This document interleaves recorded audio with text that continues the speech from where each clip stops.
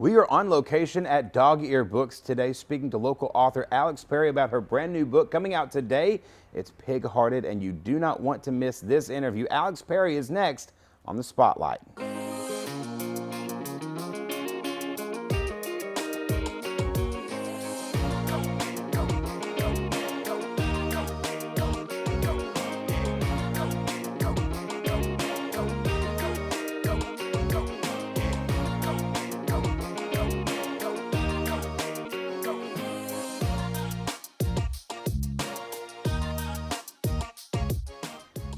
Coming to you from the beautiful bookstore of Dog Ear Books in downtown Russellville, we welcome you into the Spotlight on this Tuesday. Thanks so much for joining us. My name is Drew Brenton. If you're in the market to buy or sell your home, give us a call today. It's 479-968-5668, or you can cruise on over to russellvilleliving.com. As you may have noticed, quite noticeably, in fact, we are not in the Olathe Realty Broadcasting Studios today. We are, in fact, here at Dog Ear Books. We'll be speaking with Pat Young a little bit later about that. But right now, we have local author Alex Perry, whose brand new book, Pig-Hearted, comes out today. Alex, welcome to the Spotlight. Thank you so much for having me on. I appreciate this. I'm excited because I have heard nothing but great reviews of this book. I have heard nothing but that this thing is going to be a major success. I'm excited that we've got you on the show. What I'm interested to know is that the premise of this book is incredibly unique. Walk me through kind of what folks can expect from Pig-Hearted.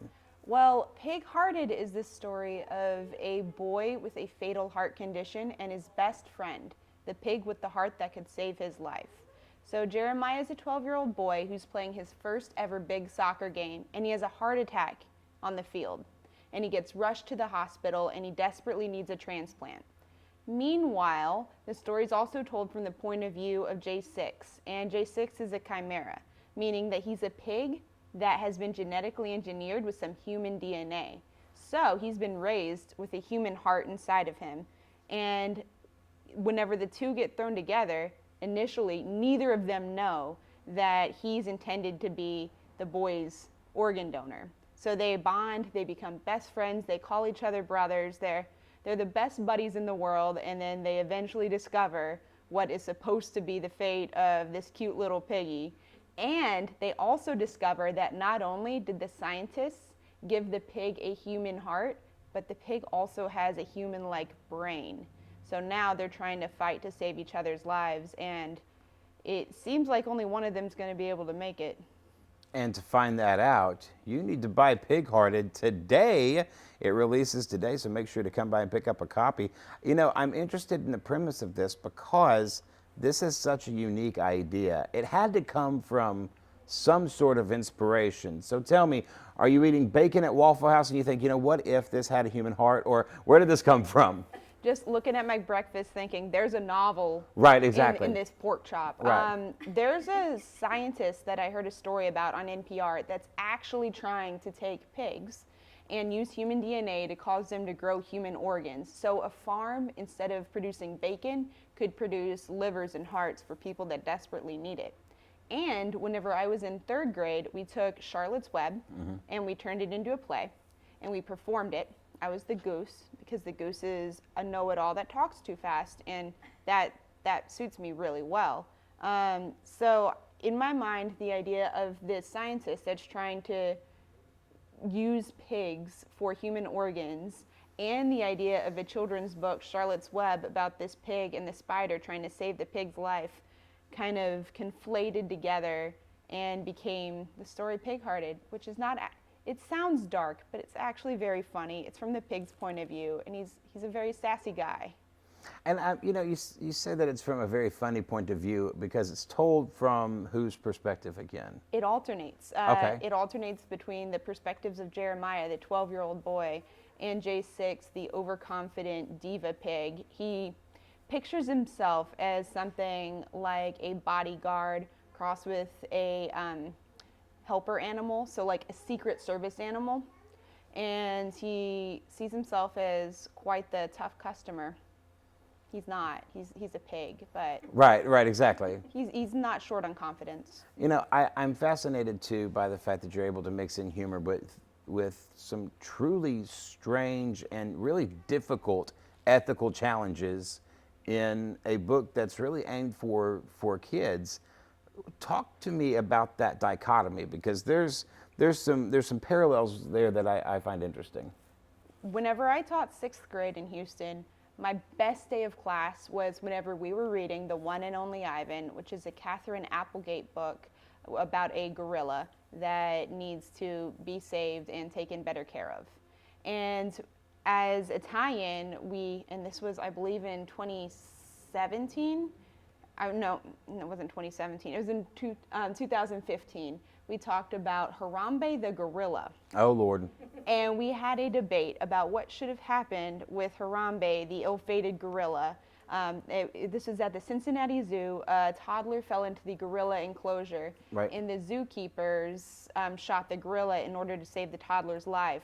And my class is usually very bored with me as a boring individual, but that day they were on fire, and every single kid was so interested, and it made me think about how little opportunity kids get on a daily basis to really dig deep into a difficult subject that does not have a clear answer presented to them, and how I think it shows respect for kids for me to show them that I think that their opinions are valid and that they can come to their own conclusion about something without me having to spoon feed it to them.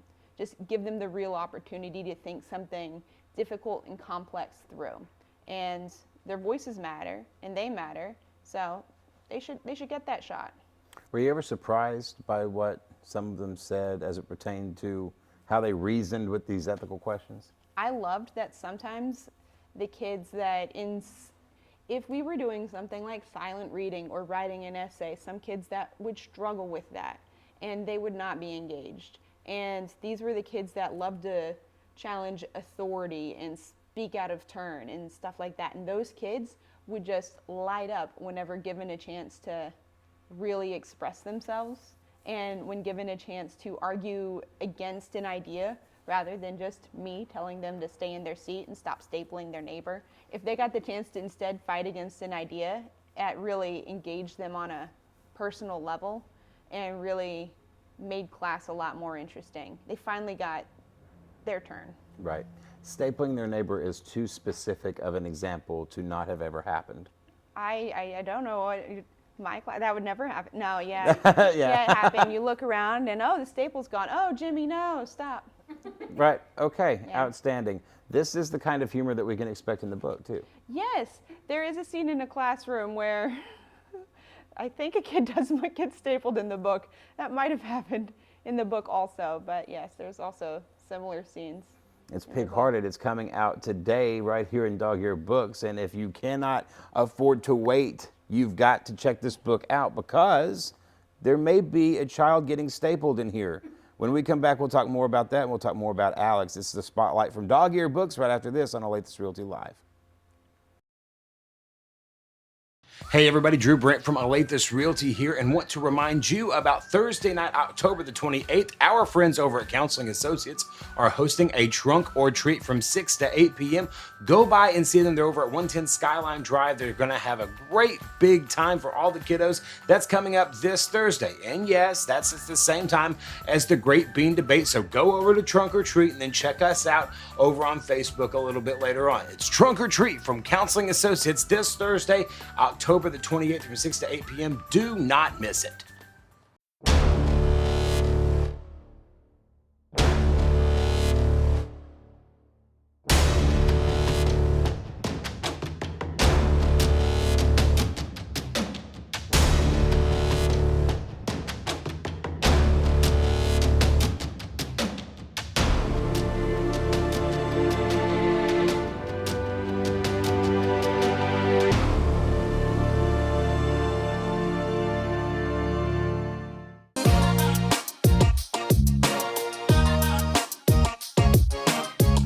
Welcome you back into the Spotlight on this Tuesday, as always presented by Olathe Realty Live. If you're in the market to buy or sell your home, give us a call today. It's 479-968-5668, or cruise on over to russellvilleliving.com. Don't forget, later on this week, the Great Bean Debate promos right here on Elate This Realty, the Facebook page, YouTube, and then of course also on Google Play, Spotify, and iTunes. Find out who won the Great Bean Debate. It's going to be in your hands starting Friday, so don't miss out. That's coming up later this week right here on Elate This Realty Live. Right now we are talking about the new book, Pig Hearted. It comes out today, and with us is the author, Alex Perry. Alex, again, thank you so much for being here. I'm interested in you because I've noticed that authors all have a unique story from where they write. There was a quote that I heard that every author or every artist has one story to tell. First, do you believe that? I hope I have at least two, but since I'm in the middle of the drafting process of my second one, maybe it's one. I'm hoping it's at least two, but I think everybody, especially if you look back to when you were a kid, there's got to be a small handful of novels of fascinating stuff from whenever anyone was a kid. There's so much drama in that time period. That's why I really like writing for middle grade. Just thinking back to the drama of being a kid and all the big emotions and Sure. big life changes that happened at that time. Thematically, do you find that challenging? Not really. I had taught sixth grade for a number of years, and so I can think back pretty recently to some kind of reference with that age group without having too much of a problem with it. So take me back several years. You're in high school.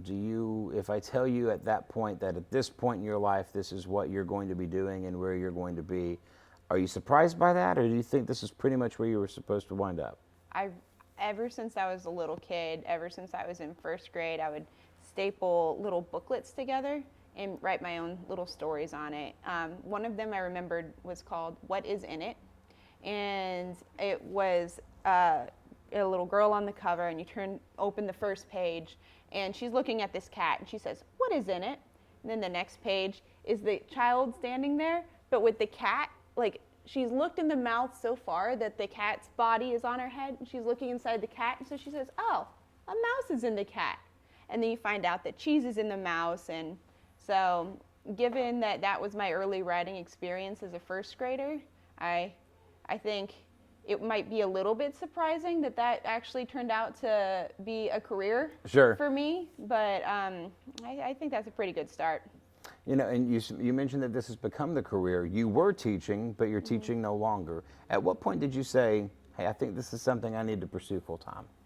Whenever we moved from Houston to Russellville, I wanted to just give it a shot, give it a chance, and really just try to dedicate myself to writing a novel and trying really hard to get an agent and get it published. And since this has always been my big dream, I'm very, very happy that it's starting to work out for me. What brought you to Russellville? My husband worked at A&O, Okay. so he worked at the power plant. You know, we talk a lot about different things that happen within the community here, and now that I have heard rumblings that you may not be staying here, you're moving off, we're sad to lose you, but tell me about the things about Russellville that you actually enjoyed. Russellville is such a cute town. It has, well, one of the, I think, highlights of the town is Dog Ear Books, which is the cutest bookstore I have been to in my life. It's got a great staff and wonderful, adorable little dog decorations, and I really liked coming here. It's a great community, and the downtown area is so well kept, and you can tell that a lot of love and dedication goes into making the downtown area a fun place to be. There's a roller derby team in Russellville, the Russellville Roller Girls, who I skated with for some time before I had a baby. That was a wonderful, wonderful experience, and I had no idea moving from Houston to here that there would be so many wonderful, unique opportunities in a smaller town, and I came here and had a great time. You know, pardon what I'm about to say because it might come off as a stereotype, but if you had told me beforehand, hey, I do roller derby, I'm not sure I would have bought that. I have no idea what you mean. Are you not intimidated right now? I wasn't. I usually do have that effect on people. I'm just a intrinsically scary person. Whenever I skate, it's kind of like, you know that scene in Bambi where he's on the ice? Yes. Yeah, That's my style. All And right. then if I hit someone, I'm like, sorry, you okay? Very regularly. So I'm not sure I would have made it to the big leagues, but I was a very polite skater. So was there a point where you just slammed into someone, apologized, and continued on? Oh, yes. But then if they try to come at me, I go, no, spare me. And so that doesn't work, actually. Don't try it. Before you move, can we get video of this occurring? There is video of it, I believe, possibly. There might still be some remaining. I've tried to scrub it all. I've tried to Right. destroy the tapes. The I've tried to internet never burn them. forgets, yeah. But the internet, Yeah. I didn't think about the internet. So Yeah, the internet never forgets. No. We were talking to Alex Perry. She's the author of Pig Hearted. It's out today. And I'm assuming we can get this at Dog Ear Books. We will have that at Dog Ear Books. We'll be talking to Pat Young about that here in just a little bit. So be sure to come by today and pick that up. You mentioned earlier that you were working on another draft. Do we get a preview of what that might look like? the story I'm working on right now, well, I also have a baby at home, and she's always trying to climb to high places and then jump off of them. Right. So I can't focus on that as much as I have to focus on keeping the baby alive, because she won't do that. Right. It's So inconvenient on her part. Yeah. yeah, and my husband really likes the baby, so I gotta do that. Right. Outstanding. But, This is the kind of humor, folks. This is it. but but the other book is about two girls that seem to have nothing in common until both of their sisters go missing, and they try to find their sisters, but they end up finding friendship in one another. So I'm working on that. But then I set it in Hawaii, and I've never been to Hawaii, so I might actually have to end up changing a lot of it because I don't really know what I'm talking about. So it's still in the early drafting stages, and hopefully it will turn out. What is your process like? Do you look at something and say, hey, I think I can make something out of this? Do you get inspired by something and then sort of develop the character first? What happens when a novel develops in your mind? Pig Hearted came together really easily because I feel like intrinsic in the idea, there's a built-in format that comes forth naturally from the idea of this pig that wants to give his heart to a boy, and the boy that wants to save the pig's life. It seemed to me obvious that they would have to meet each other, not get along initially, become friends, become separated, and then find each other. That just seems like built into the process. So then I took all of that and I wrote it down on Post-its and stuck it all over my wall. So it looked like a very colorful pastel version of that wall that the detectives have in the shows whenever like they've gotten too far into the case, and with all the strings on it. That's pretty much when the chief tells him to go home. Yeah, the chief says go home. You gotta lay off this. Got it. But like more pastel. More pastel than that. More pastel Post-its. It's prettier than their walls. Could we see a follow-up to Pig Hearted? Maybe. No one's asked for one, but I just did. That would. Oh, I mean, no one who would pay me money for it. Like I would purchase a copy of that. I'm about to purchase a copy of this one. Authors don't make that much money, so that might be like that might be good enough. Okay, Hey, very good. The Pig's Revenge. Yeah, but, The Squeakquel. yeah. I'm sorry. The Squeakquel. Outstanding. Outstanding. Alex Perry, this has been a delight. Thanks so much. The book is Pig Hearted. You can find it here at Dog Ear Books. You can find it wherever great books are sold. So if you are walking around and you don't see Pig Hearted there, then that bookstore is not worth your time. All right, coming up after the break, we're talking to Pat Young. She is the proprietor of this fine establishment. More after this on the Spotlight. Don't go anywhere. Well, it's not every day that you get to talk to the best of the best, but here at Olathe Realty, we get to do it every single day, at least for the next year. Brad Neiman has been voted best of the best real estate agent in the entire River Valley. Congrats, buddy. Thank you, man. You earned it, man. I'm flattered. Talk to me about this, brother. Well, I've been selling real estate for 19 years, and in that time period, I've helped over 1,300 people and families find their home or sell the house and move on to the next phase of their life. And I've always felt like my job was less about houses and more about people and relationships. And that's why this award really, really hits home with me. I think what we're doing is working. Hey, I think so too. And you know what's great about this award? This wasn't selected by a group of big wigs in corporate America, man. This was decided on by the people of the River Valley. What's it mean to you? Man, I can't thank the people of the River Valley enough, the people that use me to buy and sell houses, and just the people that voted for me. I really appreciated it. I love it. You're number one in the AP poll, buddy. Hey, all right. Number one team in the country. Like I love it. What do you want to tell the people of Russellville? Thank you so much for voting for me. And if you guys need to buy or sell a house, there's no better company poised and ready to help you than we are. We're number one in marketing. We've got the best real estate agent in the entire area, and we are growing every day. If you're in the market to buy or sell your home, there is no place better in the entire area than Olathe Realty. Give us a call today. It's 479-968-5668. You can hang out with the best of the best. I get to. It's a privilege, Brad. Thanks. My head's going to get this big round. Well, I mean, we got double doors for a reason, brother.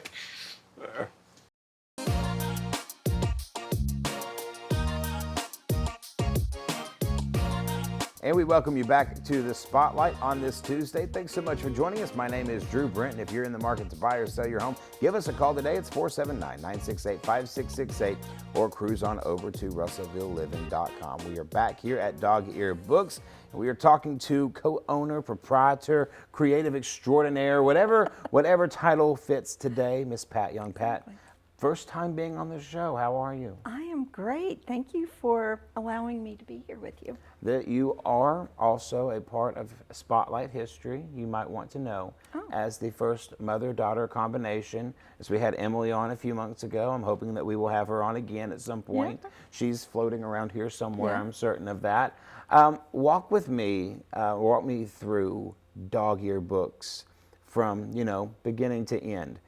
This place has become a fixture of Russellville downtown, arguably, and in my mind, inarguably, was the catalyst for a lot of changes in Russellville downtown. Yeah, it's nice to think.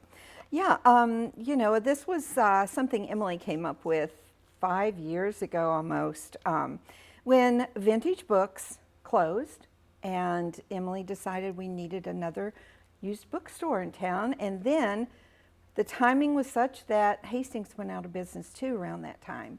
So we kind of upped our game a little bit and said, hey, let's make it not just a used bookstore, but new and used and all. And we found a great space and just started building it from there. And this is, as someone with no experience in retail, we just kind of went into it kind of blindly, but with a great love for books and a great belief in community.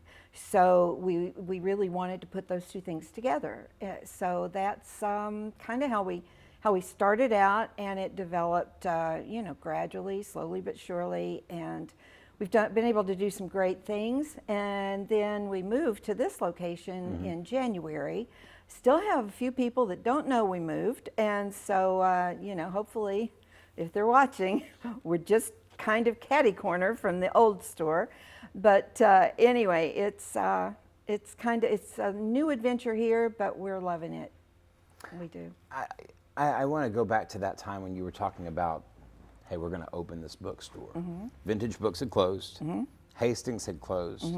Was there a conversation in your mind of, hey, there are two bookstores that just closed. Should we really be doing this? I don't think we ever thought of it that way. The way we looked at it was more like, wow, this is a college town and we have no bookstores at all. And so, like I said, it was Emily's suggestion to begin with. And this is my daughter, who never was a reader. I never really saw her reading a book. And then I find out that Twilight was the catalyst to get her into reading, which was awesome. And I'm a lifelong, I don't know of a time when I wasn't a reader, and have always loved books. So it just kind of sounded like a cool idea. And we were thinking smaller at first, and then we found the space we had and just went from there. But yeah. As you're walking through the first 6 months or so of this, was there any point where you thought, I've got no idea what I'm doing? Yes. Okay. every day, just about. We would think we would have a handle on it, and then we would realize, oh no, that's not how you're supposed to do this. And so, it was a steep learning curve. But, it's one of those things that when you're naive and you don't really know, you get through it, and you don't get all bogged down into, oh, this is never going to happen, because you don't know that. And so I think that was what kept us going and involved in it, and a positive outlook. And we were always trying to come up with new things to do, Right. to bring people in, because of course we're a bookstore and we want and we need to sell books. But it was also a way to engage the community and Sure. different groups, and to bring kids in and families in that maybe never really went to a bookstore. They didn't understand what that could be. Right. And so, to bring them in, and then getting to know people and talk about books, that's what I love. Right. To talk to parents about what would be great for their child, finding that perfect book. So. You mentioned that you had no previous retail experience. You were teaching before previously, is that right? Mm-hmm. How long and what age? Wow. I started out of college teaching kindergarten, then got promoted to first grade, and then I got married, and then I taught first grade again as we moved around, and then took time off with my kids. And then when we moved here, I started subbing at the junior high. Just, I don't know how or why it happened, but, and then ended up getting my master's at Tech, and getting a job teaching math at the Russellville Middle School, 7th grade, which is kind of funny because I'm not a math person, but I think that worked to my advantage, because I could say to the kids, yeah, I know, math is not my favorite thing either, but I have found that this is fun, or that, and then, of course, I was a reader, so I was always engaging my 7th graders in this conversation. What are you reading? And they would just look at me like, you're a math teacher. Right. Why are you asking me about books? But I loved it. I found that middle level kids was my passion. I loved those kids, still do. I love that age. And I think that's why I'm so excited about Alex Perry's book. Yeah. Because there are so many well-written books for that age, and hers is right there at the top of the, just absolutely the best. And so I taught math for 5 years, and then I was assistant principal at the middle school for 4, and then I moved for a few years and then came back, and here I am. Is there a correlation that you have seen between the students that read and higher scores just across the board? The reason I ask is because there's a great quote, leaders are readers, and no matter where you are in life, if you're not consistently reading, then chances are you're going to be behind. So I am curious, that I don't find it to be a stretch that a math teacher would ask, hey, what are you reading? Because chances are those two things could correlate. Oh, absolutely.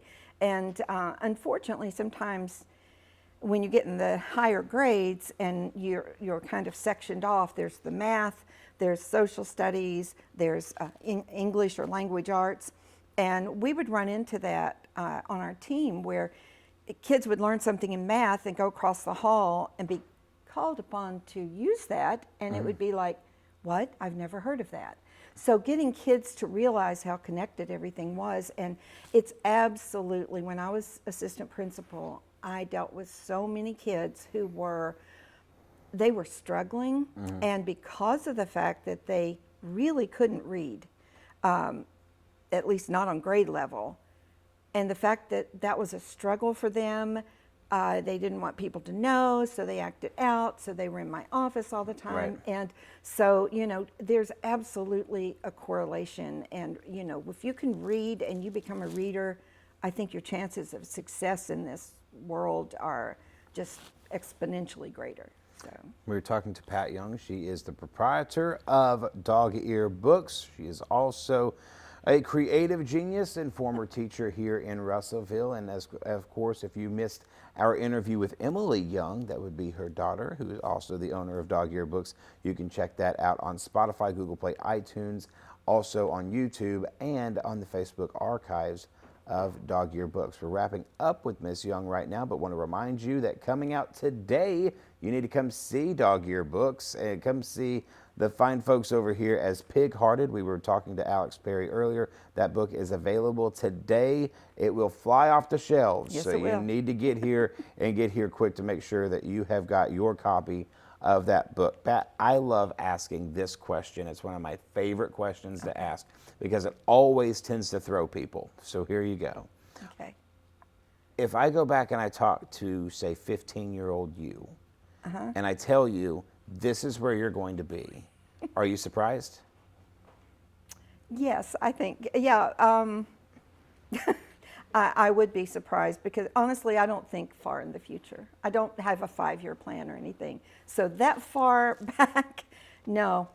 But I will tell you this, in my high school yearbook, I got it out a year or two ago, was looking for something.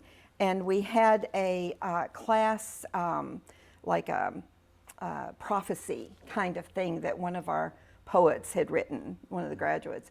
She'd written and with different people in it, you know, as far as what they were doing. So there's a doctor, she's married with 10 kids, whatever. And there's my maiden name was Farmer. So it's like, and there's Patty Farmer across the street in her bookstore where we always knew she would be or something.